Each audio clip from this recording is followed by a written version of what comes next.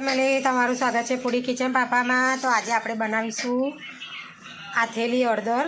તો અથાણું તેનું કરવાનું છે આપણે। તો આ રીતે લીલી હળદર જે આવે છે વ્હાઈટ અને યલો કલરની, આ રીતે અને આબા હળદર કહેવામાં આવે છે, અને આપણે આ જે રેગ્યુલર હળદર આવે છે તે છે। તો સૌથી પહેલાં આપણે તેને 4-5 પાણીએ ધોઈ લઈશું અને તેની આ છાલ કાઢી નાખવાની છે। તો આગળ તમને હું વિડીયોમાં બતાવીશ। તો સૌથી પહેલાં આપણે તેને ધોઈને સાફ કરી લઈએ પહેલાં। તો જો આપણે બધી હળદર છોલીને રેડી કરી લીધી છે। હવે તેને આવી રીતે આપણે બધી ચિપ્સ પાડી લેવાની છે। ચિપ્સ પાડી ફરી તેને આપણે ધોઈ અને કોરા કકડામાં તેને સૂકવી દેવાની છે। તો હું તમને આગળ વિડીયોમાં બતાવીશ। આપણે હળદર બધી કટ કરી લીધી છે, આ રીતે પીસ પાડી લીધા છે। તેને મેં 4-5 પાણીએ ધોઈ પણ નાખી છે। હવે આપણે આ રીતે કોટનનો એક કકડો લઈ લઈશું, તેમાં તેને ફેલાવી દેવાની છે આ રીતે, જેથી કરીને જે વધારાનું પાણી હોય તે બધું કોરું થઈ જાય અને સરસ આપણું અથાણું બને તેનું। આ રીતે તેને ફેલાવી દેવાની, જેથી કરીને કોરી થઈ જાય। જો પાણીવાળો ભાગ હશે તો તમારું અથાણાને ફૂગ પણ આવી શકે છે, બગડી જાય જલ્દી, તેટલા માટે તેને આ રીતે આપણે કોરી કરી લેવાની છે।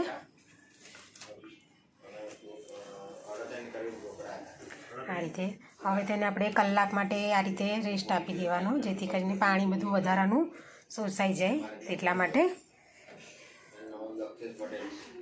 તો જો આ રીતે આપણે ફેલાવી દીધી છે બધી હળદર।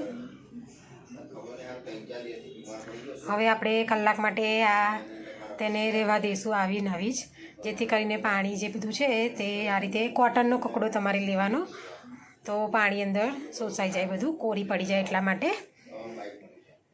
તો હવે જો આપણે હળદર કલાક થઈ ગયું છે, આ રીતે કોરી થઈ ગઈ છે, જો પાણીવાળો સેજ પણ ભાગ રહ્યો નથી। હવે આપણે એક વાસણમાં લઈ લઈશું તેને, આપણે તેમાં મસાલો કરવાનો છે તેટલા માટે પહેલાં આપણે તેનો મસાલો કરીશું। તો આ રીતે મેં રાઈના કુરિયા લીધા છે થોડા, તેમાં આપણે આ રીતે સિંગ તેલ રેડીશું। થોડું તેલ તમારે બહુ નથી લેવાનું, આ રીતે થોડું માપનું 2 ચમચી જેટલું લેવાનું। હવે તેમાં થોડું આપણે ગોળ નાખીશું, આ રીતે સ્વાદ પ્રમાણે મીઠું લઈશું, તમારે તમારા ટેસ્ટ પ્રમાણે મીઠું લેવું। હવે તેમાં આપણે લીંબુ નિતારવાનું છે। આપણે એક લીંબુ લઈ લીધું છે, તેમાં આપણે અડધું નિતારીશું, પછી જરૂર પડશે તો બીજું નિતારીશું।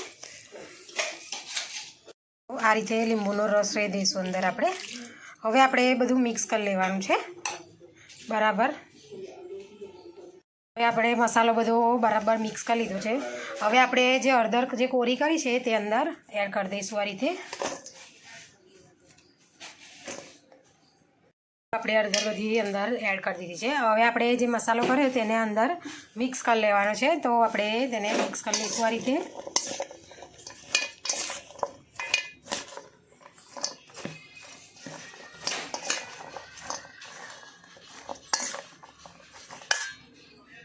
જો આ રીતે મિક્સ કરી લીધું છે। હવે તેને આપણે એરટાઇટ કન્ટેનરમાં ભરી શકીએ છીએ। તેને આપણે 2 દિવસ માટે તમે આ રીતે એરટાઇટ કન્ટેનરમાં ભરી અને પછી ખાઈ શકો છો, અને આમ પણ તમે ખાવી હોય તો પણ ખાઈ શકો છો। તો આ રીતે આપણી હળદરનું અથાણું બનીને રેડી થઈ ગયું છે જુઓ। તો જો અમારી વિડીયો તમને પસંદ આવી હોય તો લાઇક, શેર, સબસ્ક્રાઈબ કરવાનું ભૂલતા નહીં। Thanks for watching.